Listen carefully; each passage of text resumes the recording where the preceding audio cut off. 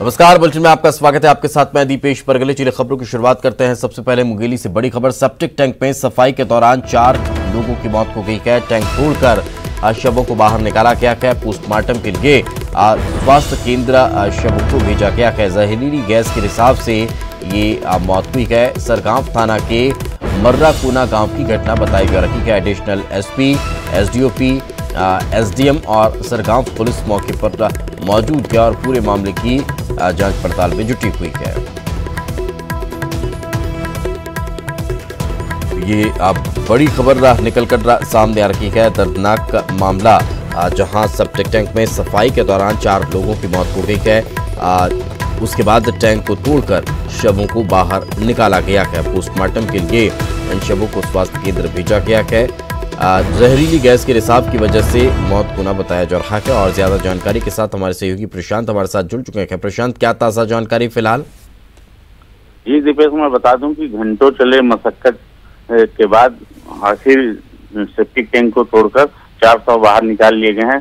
कल की ये घटना है जहां सेप्टिक टैंक साफ करने के दौरान ये घटना घटी थी और एक के बाद एक 4 लोग सेप्टिक टैंक में उतर गए थे, जिनके कोई पता नहीं चल रही थी और मौत की आशंका जताई जा रही थी। वहीं से मामले के तत्काल बाद एडिशनल एसपी, एसडीओपी और पूरा प्रशासनिक अमला वहां पहुंचा था और सेप्टिक टैंक को जेसीबी की मदद से तोड़वाकर 400 बरामद किए गए हैं और सभी 100 को सामुदायिक स्वास्थ्य केंद्र भेजा गया है, जहां से आज पोस्टमार्टम के बाद 100 जो है परिजनों को सौंपे जाएंगे। जी दीपेश। प्रशांत, इस तरह की लापरवाही आखिर क्यों देखने को मिली है? क्योंकि मशीन के जरिए आप सेप्टिक टैंक साफ किया जाता है, उतरकर साफ करने की ये जो जानकारी है, ये आखिर कहाँ लापरवाही हुई है?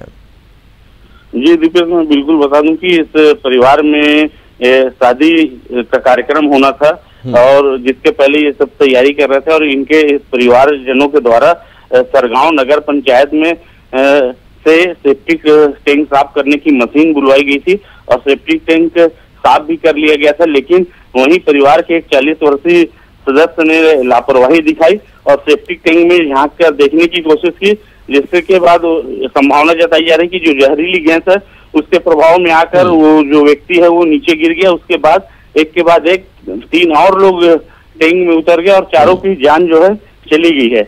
तो कुल मिलाकर ये कहा जा सकता है कि कहीं न कहीं लापरवाही इस पूरे मामले में बरती गई है। बड़ी लापरवाही के चलते 4 लोगों की इस लापरवाही की वजह से 4 लोगों की जान चली गई। बहुत बहुत शुक्रिया इस तमाम जानकारी के लिए। आगे बढ़ते हैं। रायपुर में 50,000 लोगों को पानी नहीं मिलेगा। कुड़ियारी इलाके में 2 दिन तक पानी की सप्लाई बाधित रहने वाली है। 24 और 25 जून को पानी नहीं मिलेगा। पाइपलाइन डैमेज होने की वजह से पानी नहीं सप्लाई किया जाएगा। पेयजल की सप्लाई 2 दिनों तक बाधित रहने वाली है। 2 दिनों तक का रिपेयरिंग का काम चलेगा। अलग अलग वार्ड की 50,000 लोग इससे प्रभावित होंगे। तो रायपुर के गुड़ियारी इलाके में 2 दिन तक का पानी की सप्लाई बाधित रहने वाली है। 24 और 25 जून को पानी सप्लाई नहीं किया जा सकेगा। पाइपलाइन डैमेज हो गई है और अब उसे दुरुस्त करने का काम, उसकी रिपेयरिंग का काम 2 दिन तक चलने वाला है। यही वजह है कि अलग अलग वार्ड के 50,000 लोगों को इसका खामियाजा भुगतना पड़ेगा। और ज्यादा जानकारी के साथ हमारे सहयोगी ममता हमारे साथ जुड़ चुकी है। ममता, क्या कोई वैकल्पिक व्यवस्था लगभग 50,000 लोगों के लिए हो पाएगी? देखिए, टैंकरों के जरिए जो है वो पानी देने की कोशिश की जाएगी, क्योंकि ये एकदम संभव नहीं हो पाता कि बिल्कुल भी पानी न मिले, फिर लोग के लिए काफ़ी मुश्किल हो सकती है। ये जो पाइपलाइन डैमेज हुई है गुड़ियारी इलाकों में और इसी के कारण इस तरह की स्थिति हुई है और करीबन नगर निगम जो है वो बता रहा है कि करीबन 2 दिन इसको ठीक करने में, रिपेयरिंग में लगेंगे। तो इसके चलते जो है करीबन 50,000 लोगों को पानी नहीं मिल पाएगा। लेकिन वैकल्पिक व्यवस्था के रूप में बताया जा रहा है कि टैंकरों के जरिए लोगों को पानी पहुंचाया जाए। हालांकि अगर हम बात करें तो टैंकर उतने पर्याप्त नहीं होते हैं। जिस तरह से हम राजधानी रायपुर में देखते हैं कि इस तरह की जब स्थिति होती है तो काफ़ी दिक्कतें आम लोगों को होती है। हालांकि जो पुरानी पाइपलाइंस जो लगी हुई हैं वो कई जगह से सड़ गई और इसी तरह से जब बारिश होती है या कोई आंधी तूफान जैसी स्थिति होती है तो इस तरह की दिक्कतें काफ़ी होती हैं। जी ममता, कहीं ना कहीं रायपुर में और छत्तीसगढ़ में इस तरह की चीज़ें बहुत ज़्यादा देखने को मिलती है कि पानी को लेकर हर कभी या तो मेंटेनेंस के नाम पर या फिर इस तरह से किसी डैमेज की वजह से ये खामियाजा लोगों को भुगतना पड़ता है। इसको लेकर कोई प्लान तैयार नहीं किया गया अभी तक? देखिए, अगर हम बात करें नगर निगम को लेकर, तो नगर निगम के अपने दावे हैं। बताया जा रहा है कि कहीं न कहीं तकरीबन 50,000 लोगों को इसका प्रभाव पड़ने वाला है और 24 और 25 जून 2 दिन ये पानी की सप्लाई बाधित रहने वाली है। तो ममता लगातार हमारे साथ बनी हुई है। ममता, आखिर सवाल यही कि क्या दुरुस्तीकरण के नाम पर सिर्फ हर बार बातें की जाती है, इसको लेकर कोई प्लान तैयार नहीं हो पाया अभी तक?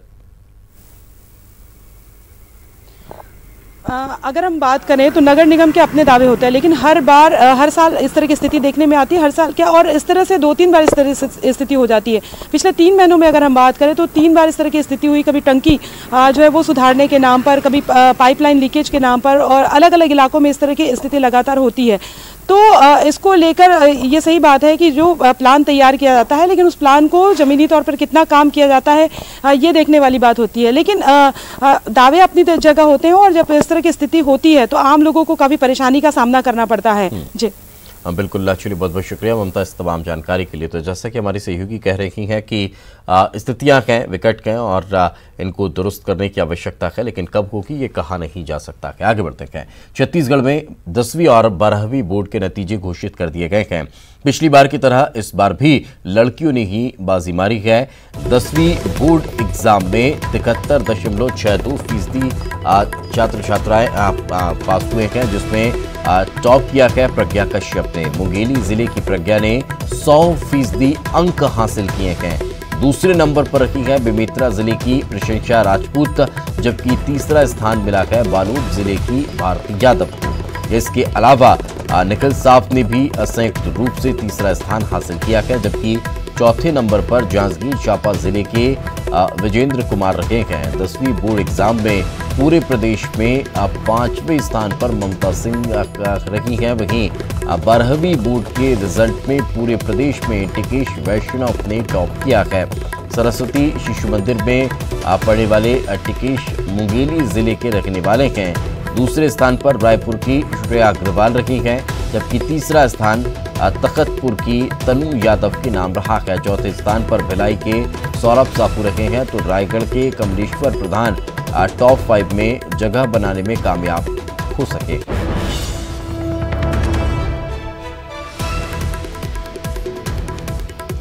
तो 10वीं 12वीं के जो नतीजे घोषित किए गए, उसके बाद प्रदेश में खुशी का माहौल है। इस वर्ष का रिजल्ट काफ़ी अच्छा रहा है। 12वीं के रिजल्ट में अगर बात की जाए तो आप ग्राफिक्स के जरिए देख भी पा रहे हैं, टिकेश वैष्णव ने टॉप किया है। दूसरे स्थान पर रायपुर की श्रेया अग्रवाल रही हैं, जबकि तीसरे स्थान पर तनु यादव और चौथे स्थान पर सौरभ साहू के अलावा 5वें स्थान पर रायगढ़ के कमलेश्वर प्रधान रहे हैं। तो ये टॉप 5 12वीं के।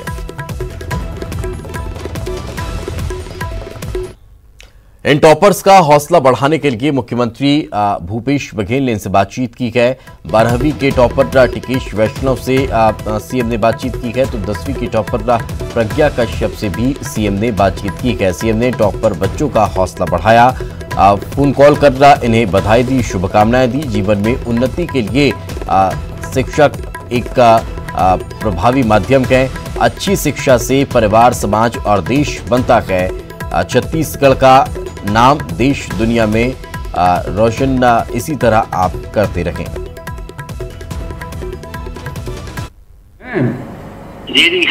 दीजिए भला, हमको भी बधाई देते हैं। हमारे डबल गौरव की बात होगी सर, कमेटियाँ हमें सम्मानित कर दिए, और आप हम सपने में सोचे थे कि मुख्यमंत्री साहब हमसे कभी इस प्रकार रूबरू होंगे। हाँ, हमारे प्रदेश की गौरव है, हम सबको नाज है उन पर। सरगुजा की परिसा गुप्ता ने 12वीं बोर्ड की परीक्षा में प्रदेश में 6वां स्थान हासिल किया है। परिसा ने 95.80% अंक हासिल किया है। परिसा के पिता पेशे से किसान हैं, साथ ही वह ट्रैक्टर एजेंसी में भी काम करते हैं। परिसा अपनी इस कामयाबी का श्रेय अपने माता पिता और गुरुजनों को देती है। टेबल बनाती थी और उसी को फॉलो करती थी। 8 से 10 घंटे उसके लिए पढ़ाई, और स्कूल में जो होमवर्क दिए जाते थे उसके लिए 2 घंटे अलग से निकालती थी। मैं अपने माता पिता, गुरुजनों, भाई सबको देना। वहीं महासमुंद के सरायपाली ब्लॉक में मोहदा हायर सेकेंडरी स्कूल की पुष्पा चौधरी ने 95.20% अंक हासिल कर टॉप 10 में 9वां स्थान हासिल किया है। पुष्पा चौधरी बेहद गरीब परिवार से हैं, लेकिन बिना कोचिंग के पढ़ाई को जुनून बनाकर उन्होंने टॉप 10 में 9वां स्थान हासिल किया है। पुष्पा चौधरी का कहना है कि टॉप 10 में जगह बनाकर उन्हें बेहद खुशी हुई है। कर रहे हैं टॉप 10 में जगह बना के, मुझे बहुत अच्छा लग रहा है। क्या आपको उम्मीद थी कि टॉप 10 में जगह बना पाएंगे? हाँ, मैंने शुरू से एक लक्ष्य बनाया था कि मैं टॉप 10 में अपना स्थान बनाकर रहूँगी। कितने घंटे की तैयारी करते थे आप? मैं रोज 6 से 7 घंटे पढ़ती थी। 10वीं बोर्ड के परीक्षा में जांजगीर चांपा के 9 छात्र टॉप 10 में जगह बनाने में सफल रहे हैं। इनमें से बेर्रा गांव के रहने वाले विजेंद्र कुमार देवांगन ने 98.5% अंक प्राप्त किए हैं।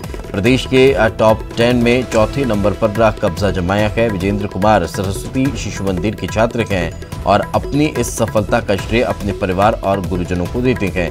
विजेंद्र कुमार के परिवार की माली हालत अच्छी नहीं है। उनके पिता उसकी आगे की पढ़ाई के लिए सरकार से कुछ मदद की भी आस लगाए हुए हैं।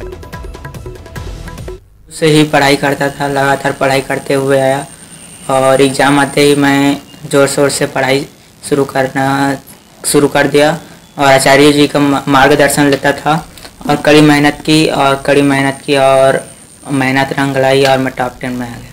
बहुत ही खुशी की बात है। मेरा लड़का चौथा स्थान आया है और जांजगीर जिला में टॉप है। छत्तीसगढ़ प्रदेश में कोरोना के नए मामले मिलना लगातार जारी है। पिछले 24 घंटे में 54 नए मरीज मिले हैं। पिछले 24 घंटे में 40 मरीजों ने कोरोना को मात दी है। प्रदेश में एक्टिव मरीजों की संख्या 817 है। कुल मरीजों की संख्या बढ़कर 2356 हो गई है। कुल 1527 स्वस्थ हो चुके हैं, जिन्हें डिस्चार्ज किया गया है। कोरोना से लड़ते हुए 12 मरीजों की जान चली गई।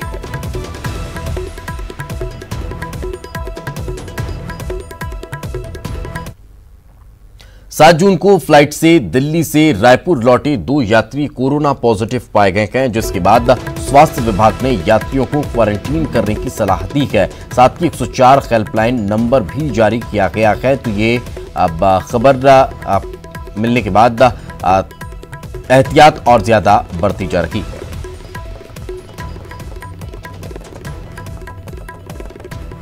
ब्रेक के बाद एक बार फिर आपका स्वागत है। नारायणपुर अबूझमाड़ पे सुरक्षा बलों को बड़ी कामयाबी हासिल हुई है। नक्सलियों के कैंप को ध्वस्त करने में कामयाबी हासिल हुई है। डीआरजी और एसटीएफ की संयुक्त टीम ने यह कार्रवाई की है। घटेकाल डेंगल पट्टी के जंगल में नक्सलियों का कैंप बना हुआ था, जहां से भारी मात्रा में गोला बारूद, रॉकेट लॉन्चर और आईईडी बरामद किए गए हैं।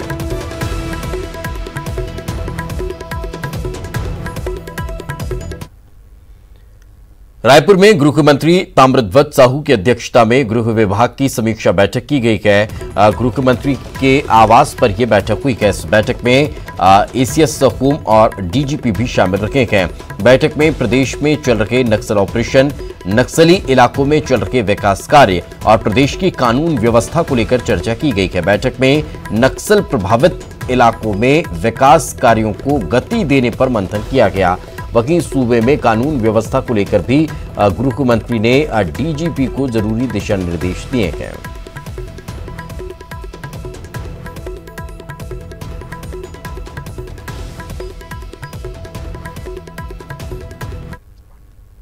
राजधानी रायपुर सहित प्रदेश के कई हिस्सों में लगातार बारिश हो रही है। मौसम विभाग के अनुसार अगले 24 घंटे में उत्तर छत्तीसगढ़ समेत कई हिस्सों में तेज बारिश हो सकती है, जिसको लेकर मौसम विभाग ने चेतावनी जारी की है।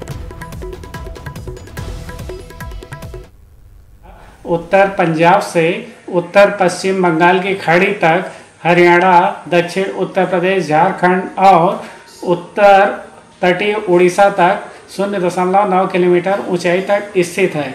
इसके प्रभाव से प्रदेश के अनेक स्थानों पर हल्की से मध्यम वर्षा होने अथवा गरज चमक के साथ छींटे पड़ने की संभावना है।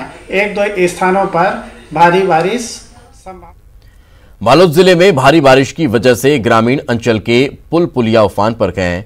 कुरुर ब्लॉक ग्राम टिंगना बरपारा की तरफ जाने वाले मुख्य मार्ग का पुल बारिश की वजह से टूट चुका है, जिसकी सूचना मिलने के बाद भी मौके पर तत्काल कलेक्टर और प्रशासनिक अमला पहुंचा है। कलेक्टर ने ग्रामीणों को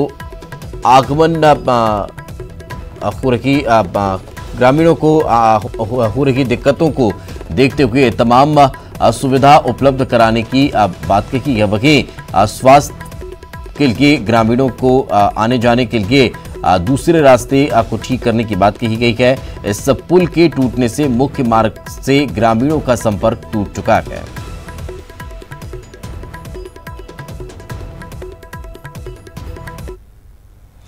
तो मुंगेली में हुई पहली बारिश में स्थिति बेकाबू हो गई है। मुंगेली वाटर फिल्टर प्लांट में बारिश का पानी भर चुका है, जिसे निकालने की कवायद जारी है। नगरपालिका के पंप के जरिए पानी निकाला जा रहा है। इसके साथ ही नगरपालिका निगम के कर्मचारी अधिकारी वाटर सप्लाई व्यवस्था दुरुस्त करने में जुटे हुए हैं।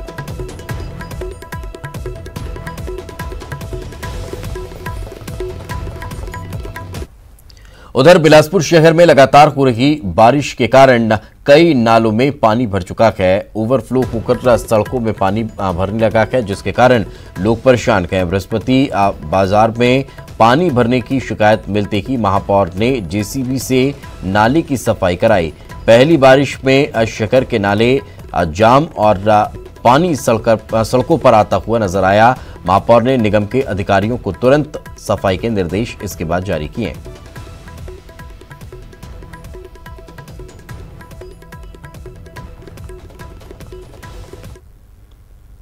कोरबा की रामपुर चौकी पुलिस ने 11 जुआरियों को गिरफ्तार कर उनके पास से 6 लाख से अधिक की नकदी बरामद की है।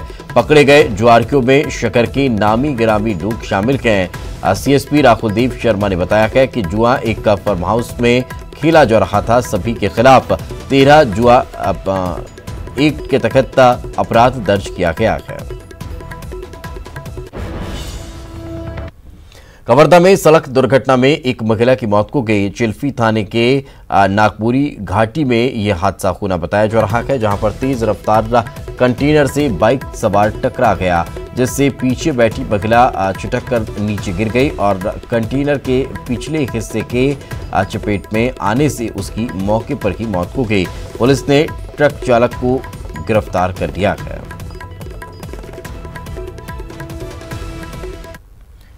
राजनांदगांव जिले के गाजपर्रा गांव में करंट की चपेट में आने से 2 लोगों की मौत हो गई। घटना की सूचना मिलते ही डोंगरगढ़ पुलिस घटनास्थल पर पहुंची और मामले की जांच में जुटी हुई है।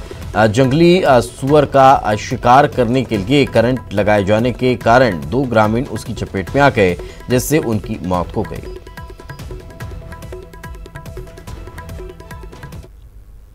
केंद्रीय आबकारी टीम ने दुर्ग रेलवे स्टेशन के पार्सल गोदाम में छापा मारकर वाहन और उसमें भरे हुए माल को जब्त कर लिया है। दरअसल सूचना थी कि बिना टैक्स अदा किए ही माल को बेचने के लिए भेजा जा रहा था। इसमें सिगरेट के फिल्टर बनाने वाला सामान था। हालांकि जिस व्यापारी का ये माल था उसने दुर्भावनापूर्ण कार्रवाई का आरोप लगाया है। बहरहाल अधिकारियों ने कुछ भी कहने से इनकार किया है।